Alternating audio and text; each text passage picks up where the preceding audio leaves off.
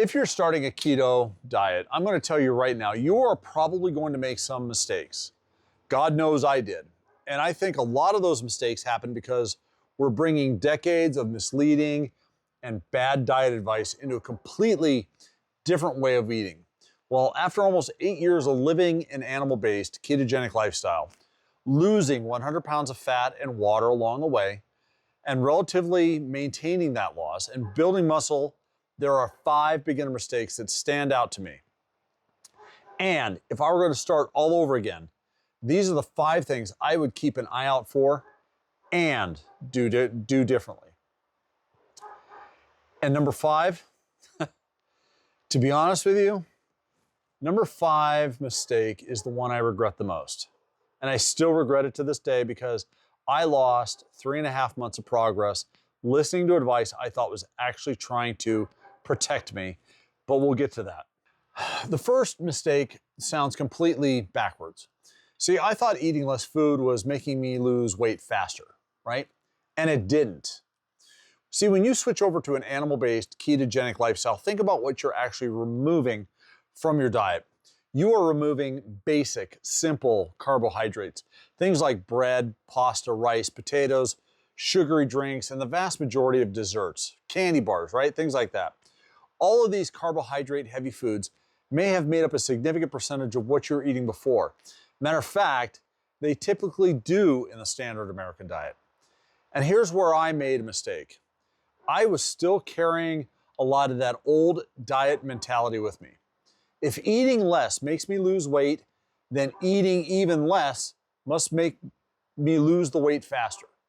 So I was eating extremely lean animal proteins, things like top sirloin and lots and lots and lots of chicken breast. And I was trying to fill myself up with large amounts of low-calorie, leafy vegetables that, to be honest with you, a lot of them taste like cardboard. And relatively quickly, my progress started to stall. Now, I'm not going to tell you that, quote, calories don't matter. I'm not big on counting calories. Matter of fact, I haven't done it in any significant way in years. One of the benefits, though, that I found with a ketogenic lifestyle is that I don't have to obsess over every calorie I put in my mouth. And I'm definitely not telling you to start drinking melted butter because some anon on the internet told you that fat doesn't count. I've actually heard that. What I am saying, though, is keto shouldn't become a starvation diet. You are dramatically reducing carbohydrates. So you're going to have to build your meals around adequate protein and enough dietary fat to keep those meals satisfying and sustainable. For me, that meant learning not to fear the fat that naturally comes from foods. Things like eggs and beef, salmon, butter, aged cheeses, avocados, okay? Extra virgin olive oil. I love extra virgin olive oil. And other whole food sources of fat that work well within my ketogenic lifestyle. See, you don't need to manufacture fat bombs just because you're doing keto.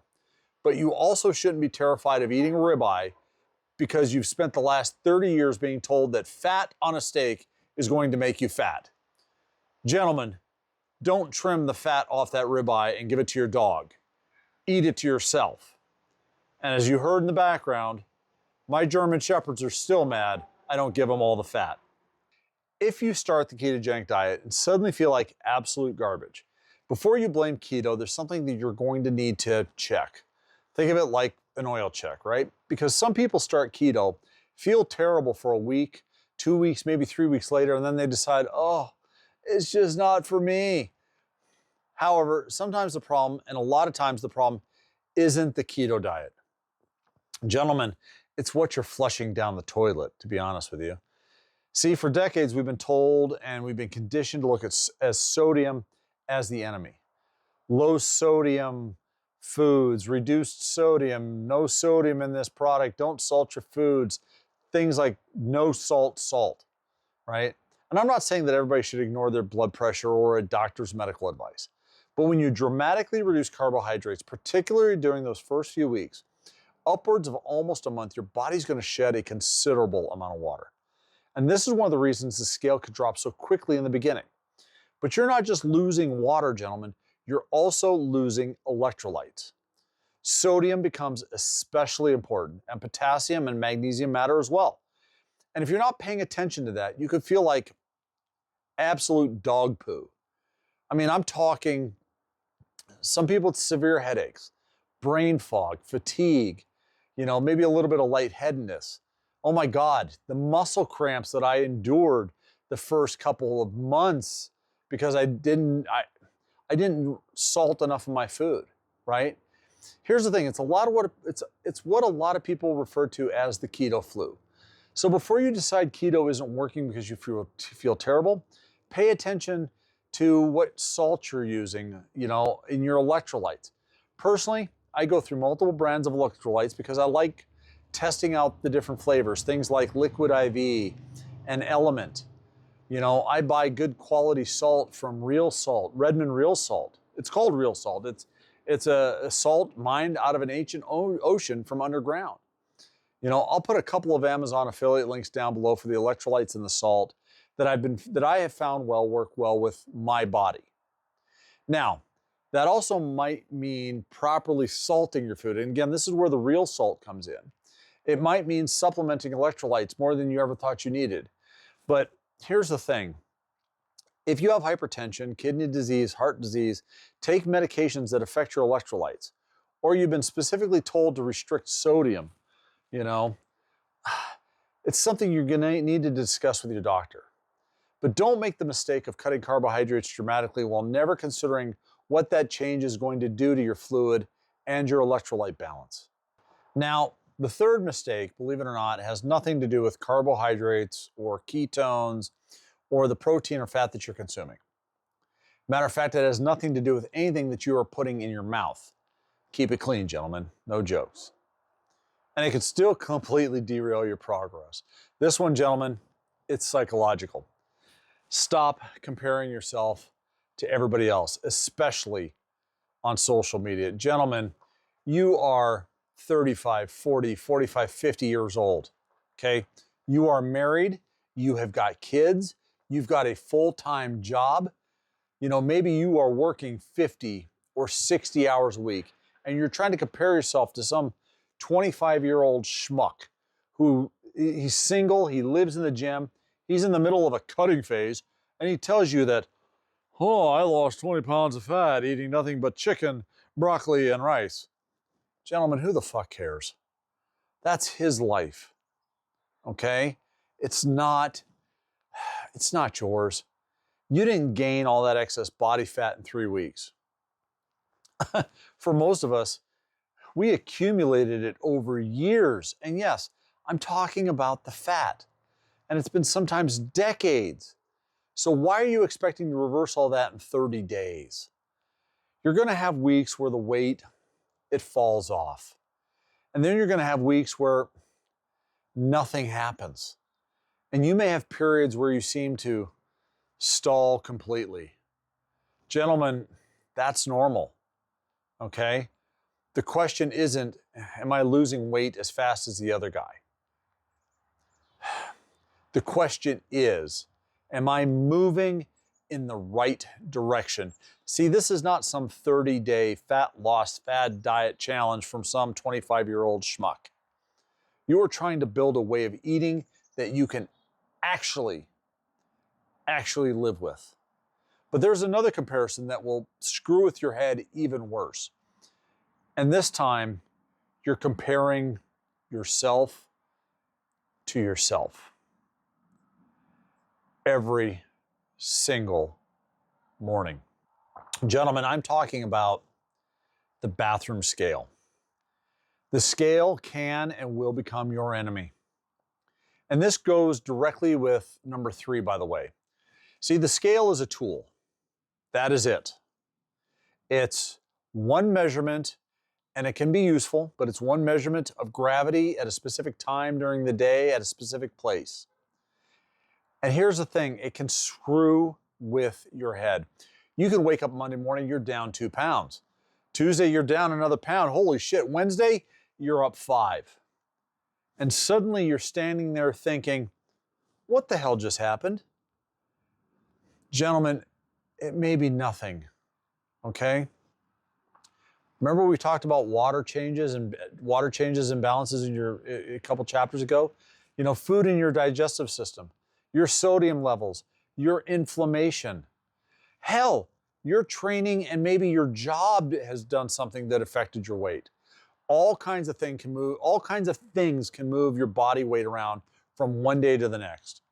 And that's why when you start this journey, you have to take pictures even if you hate taking them.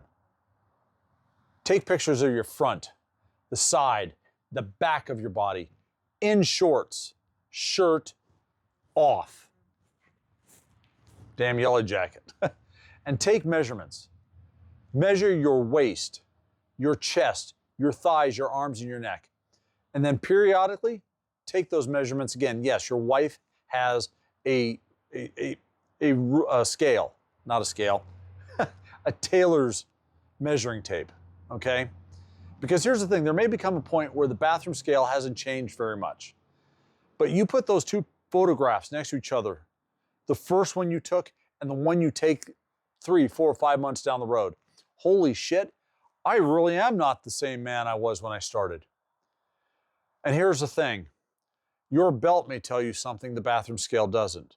Your clothes, your work clothes may tell you something the bathroom scale can't. And eventually, your physical performance may tell you something the bathroom scale can never, ever tell you. Gentlemen, use the scale, but do not let the scale use you. And that brings me to number 5. This is the one thing I told you about at the beginning. This is the mistake that still bothers me the most because following this advice cost me 3 to 3.5 months of progress. When I started keto, I was technically morbidly obese. I was 325, 330. I bet you I was probably close to 340 pounds at one point. My knees hurt. Moving wasn't comfortable. And I listened to people who basically told me, Scott, don't worry about exercise. You need to lose the weight first. So I made a deal with myself. I'll lose that 50 pounds. Then I will start exercising. I wanted to go back to Kung Fu. And you know what I did? And it took me roughly 3.5 months to lose that first 50 pounds. But looking back, that 3.5 months that's 3.5 months where I could have been moving. Now, I'm not saying I should have walked into a gym at over 325 pounds and started doing 200, 300, 405 pound deadlifts or, 350 pound squats or benches, right? Of course not. I'm talking about walking 5 minutes, 10 minutes, 20 minutes, maybe around the block. Grab the dog, grab your wife, walk right after dinner. I should have been doing that. Whatever I could safely tolerate. And then gradually I should have been doing more because losing body fat and becoming physically capable are not the same goals. Okay? They're going in the same direction and you're on the same train, but they are still completely different. And this is especially important for my fellow blue collar guys because I know exactly what you're going to say because I did the same thing you did. Scott, I'm moving all day at work. You know what? So am I. I've been a P&D truck driver in the LTL industry for more than 20 years. My job can be extremely physical. And I've talked about this before. Matter of fact, I did a video about it that I will link at the end of this video. Your job is not your gym. Repetitive occupational movement is not the same bloody thing as deliberately training your body. And here's the thing, you don't even need a gym to start, okay? Like I mentioned, walk. Do some basic resistance work. Buy some resistance bands on Amazon, okay? Air squats. Do some body weight movements like that, if you're capable of them. But start building the habit of deliberately moving your body outside of your workplace. If I could go back to 2018 and change the one thing about the beginning of my journey, I would not have waited until I lost those 50 pounds. I really would have started moving on day one at whatever level I was capable of doing safely. That's the advice I wish somebody had given me. These are my 5 ketogenic lifestyle mistakes you will either make or encounter. Number 1, don't turn into starvation diet. Number 2, pay attention to your salt and electrolytes. 3, stop comparing your journey to somebody else's. 4, don't let the bathroom scale control you. And 5, start moving from the beginning. Gentlemen, here's the thing. I've made these mistakes, and that's why I'm here telling you about them now. And I'm not standing here telling you how to execute the perfect ketogenic diet. I'm telling you what I wish somebody had explained to me when I was over 300 pounds, trying to figure this whole fucking thing out myself. Now, I do want to hear from you. If you're just starting keto, what are you most concerned about? If you've been doing keto for a while, what's the biggest beginner mistake you made? Is it even on my list? Is it something completely different? Put it down in the comments, because somebody who's starting today might read what you wrote and avoid the same mistake. And as always, gentlemen, there really is no downside for a man to become physically stronger, metabolically healthier, or spiritually fortified. Thank you very much. I'll see you in the next video, and God bless.